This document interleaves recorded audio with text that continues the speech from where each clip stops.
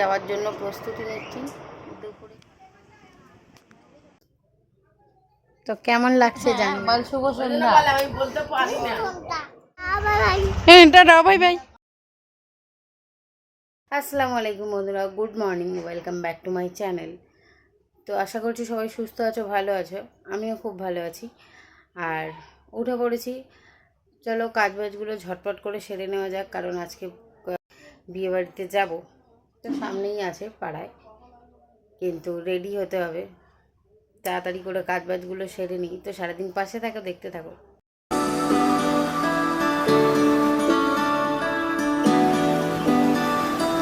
তো বিছানাটা আগে গুছিয়ে নিলাম, নিয়ে তারপরে আমি গ্যাস ক্লিন করতে চলে এসেছি একটু সার্ফ দিয়ে, যেহেতু আজকে রান্নার ছিল না কিছু, বিয়েবাড়িতে নিমন্ত্রণ ছিল। তো গ্যাসের জায়গাটাই আজকে আগে পরিষ্কার করে নিলাম, তারপরে নিয়ে আমি ঘর মুছতে চলে এসেছি।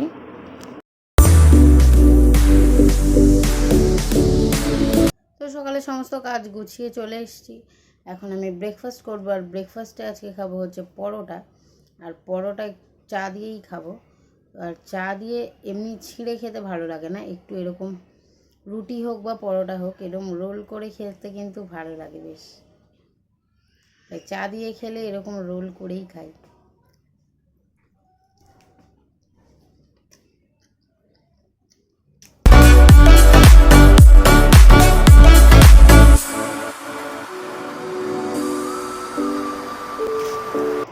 তো বন্ধুরা, স্নান সেরে এসে গেছি, এখন বিয়েবাড়ি যাওয়ার জন্য প্রস্তুতি নিচ্ছি।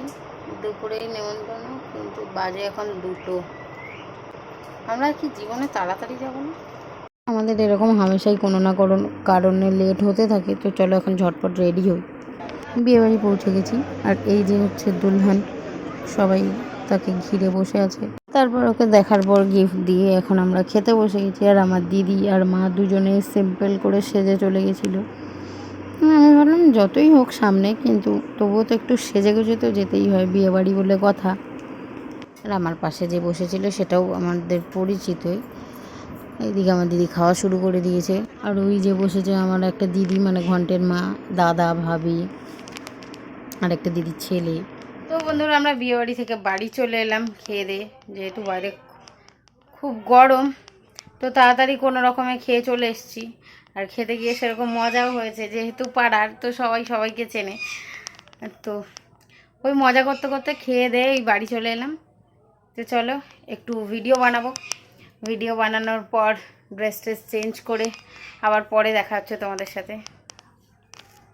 আমার লুকটা ছিল এইটা।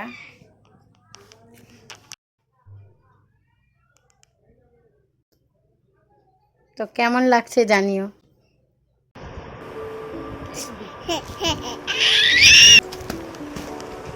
হয়ে গেল? হ্যাঁ, আমার চা ঠান্ডা হয়ে গেল। কি বলবি বল। গুড ইভিনিং বন্ধুরা। Good evening. আচ্ছা বল শুভ সন্ধ্যা।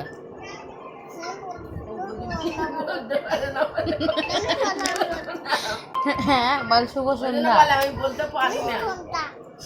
আচ্ছা গুড ইভিনিং বল। বলেছে কবে কবে যেন বললো যে আমি বলতে পারি না।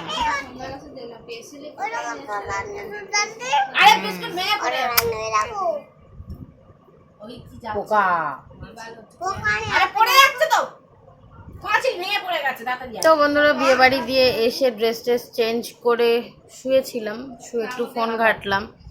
তারপরে ওই কোনো রকম একটু ঘুম হলো। এখন উঠে সন্ধ্যেতে আমরা একটু চা খাচ্ছি।